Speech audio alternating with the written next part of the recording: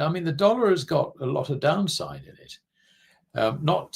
Perhaps not quite so much against other currencies, because it's already lost about 10, 12% this year so far. I think it's got a bit further to go. I think probably use another 5 to 10%.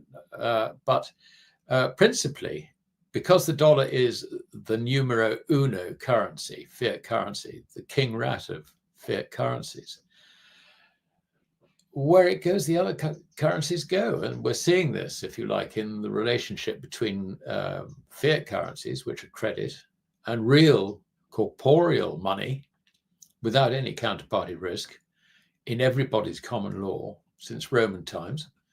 And that's gold.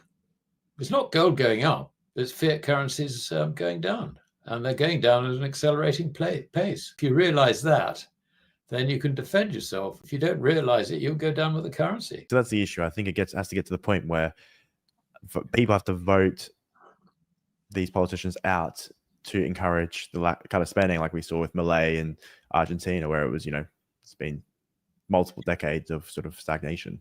So it seems like that's what you need for there to be a massive shift, or maybe a disaster. Well, I've for years, we've seen this coming. And for years, I've maintained that the only solution to this is crisis first, solution second. And I would add to that we get the crisis, we don't necessarily get the solution. But the point about a crisis is it focuses everybody's minds.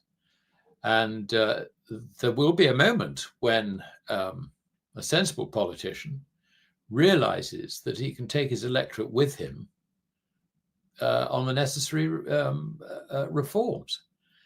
But the problem we have with the current lot is they've got no idea what those reforms should be. So I can see the crisis here being really a lot worse, if you like, because of the socialist government we have, who are completely clueless about the problems. And other countries, I think, have similar problems. It's going to be interesting to see what happens in America. I don't know how long President Trump is going to survive, but I think there's a growing possibility that it may well be impeached over the Epstein thing. We don't know, do we? But we'll have to see. Get back to the point.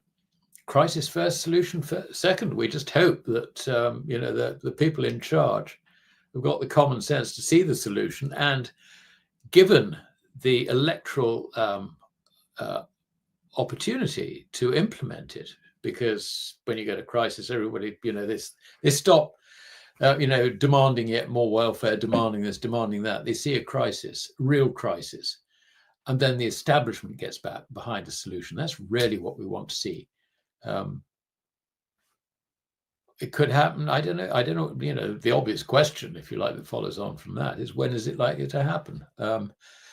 It could happen this year, next year. I think that things are deteriorating actually so rapidly that I don't see that we've got a huge amount of time.